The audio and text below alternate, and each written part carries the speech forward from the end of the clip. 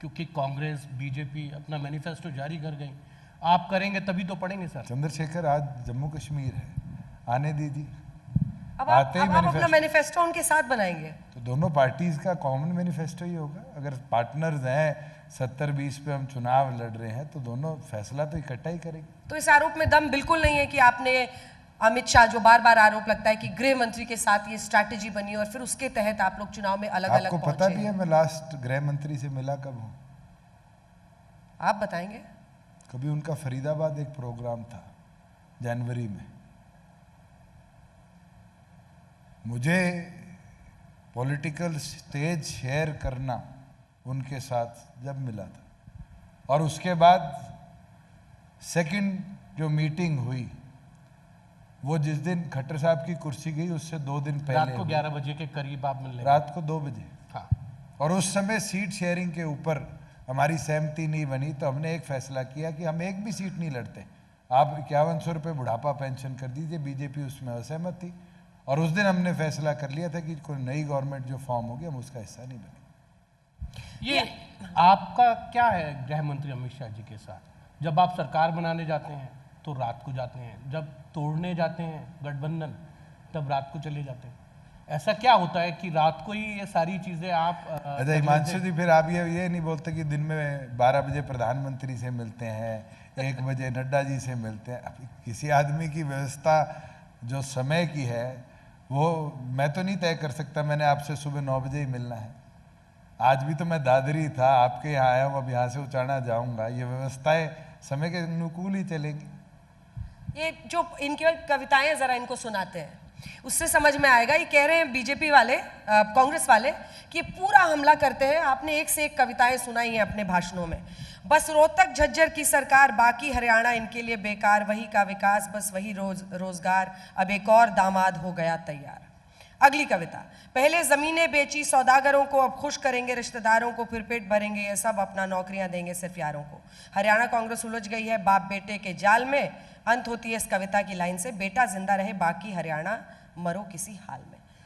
कांग्रेस पर ही अटैक करते हैं आप, इसीलिए लोग बार बार कहते हो, कह रहे कि आप बी टीम बन के खेल रहे हैं। मैं बीजेपी को कहाँ छोड़ता हूँ? कमल की ये तो जब इनके लोग इतनी कविताएं लिखी हो तो सुना दीजिए बीजेपी के लिए। कविताएं, मैं तो कविता आज भी बोल दूंगा, मगर मैं जो ये कविताएं हैं, अगर आप इनके नीचे की वीडियो अपने चैनल पे चलाएंगे तब आपको पता चलेगा कि क्या आज के दिन पब्लिक में बोलने का काम कांग्रेस ही कर रहे हैं।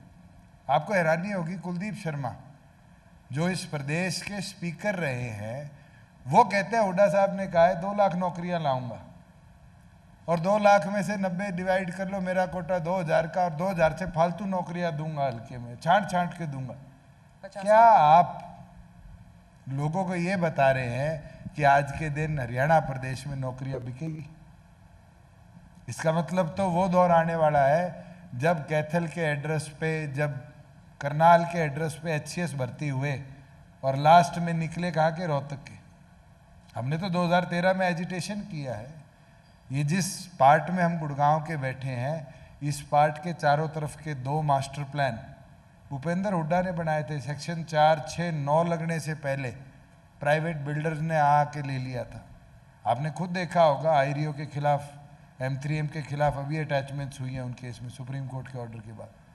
ये हरियाणा दौर भूला नहीं है, वो दौर नहीं भूला जब मारुति हरियाणा को छोड़ के गुजरात गई थी।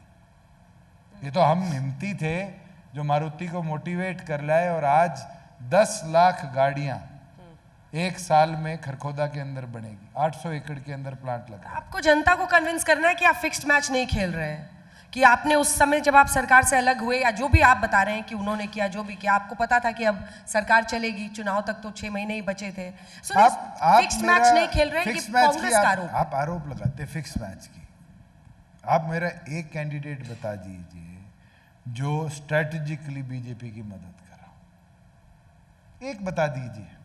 अब तो हमारे, क्योंकि कईयों के नॉमिनेशन कैंसिल हो गए, कईयों का विड्रॉल हो गया, उसके बावजूद भी आज मैं आपके मंच पर कहता हूँ, एक कैंडिडेट बता दीजिए जो ये हो कि भाई हाँ, ये जो वोट शेयर लेगा वो वोट शेयर किसी दूसरी पार्टी, कोई पॉलिटिकल पार्टी दूसरे की मदद नहीं करती। हर पार्टी चाहे वो 5000 वोट ले, चाहे वो 50,000 वोट ले, अपने कैडर के लिए लेती है।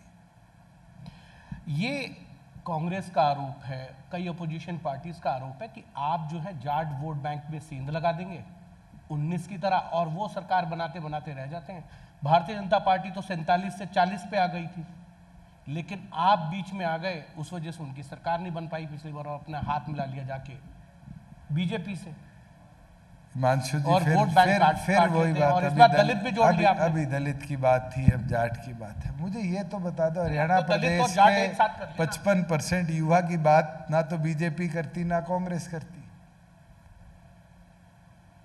आज हमें उनको नेतृत्व देना है। आपको पता है मेरी सबसे छोटी महिला कैंडिडेट 29 साल की है, LLM करी हुई। सबसे छोटा कैंडिडेट जो है वो 27 साल का, MDU का, अभी भी परसुइंग स्टूडेंट है बड़ौदा से। हमने युवाओं को नेतृत्व पिछली बार भी दिया है। पिछली बार जो आप बोल रहे हैं ना भाग्य भाग्य भाग्य, उसमें से सिर्फ 55 क्रॉस करे हुए 2 ही लोग थे, ईश्वर सिंह जी और राम कुमार गौतम। इतने युवा 8 यंग जीत के आए थे। और मैं ये मानता हूँ आज इंडियन पॉलिटिक्स में हमें देखना पड़ेगा यूथ रिप्रेजेंटेशन कैसे बढ़े, और अगर हम दे पाएंगे, कर पाएंगे, तो आने वाले भविष्य के अंदर युवाओं का नेतृत्व और बढ़ेगा। आपने कम उम्र में नेताओं की बात की, तो कुमारी शैलजा जी आज मंच पर यहाँ आई थी, और वो भी 28 साल में पहली बार चुनाव जीती थी। मनोहर लाल जी उनको ऑफर दे रहे हैं कि वहां से नाराजगी है तो आप इधर आ जाइए। आपको क्या लगता है, क्या कुमारी शैलजा की महत्वाकांक्षाएं सही है? क्योंकि वो सीएम के लिए दावेदार अपने आप को मानती हैं। बनना खुलकर। चाहिए, किसी पार्टी में किसको रोक किसको है? भूपेंद्र हुड्डा कैसे बने थे, इतिहास पता है आपको? पूरा चुनाव तो भजनलाल जी ने लड़ा था, और चुनाव भजनलाल जी के नेतृत्व में लड़कर, और क्योंकि ये पार्टी प्रेसिडेंट थे, इनका नेतृत्व चुन लिया गया। और उस समय भजनलाल जी नाराज हो गए, 2 बेटे थे कुलदीप, उन्हें हजका बना ली, और चंद्रमोहन जो डिप्टी CM बन गए। उससे पहले का इतिहास पता हो तो बंसीलाल जी मुख्यमंत्री थे और भजनलाल जी उनकी सरकार लेकर भाग गए थे। उससे पहले पंडित भगवत दयाल शर्मा थे, बंसीलाल जी उनकी सरकार लेकर मुख्यमंत्री बन गए थे। ये तो कांग्रेस का कल्चर रहा है, और ये सूत आएगी शैलजा जी की, आज नहीं तो कल आ जाएगी।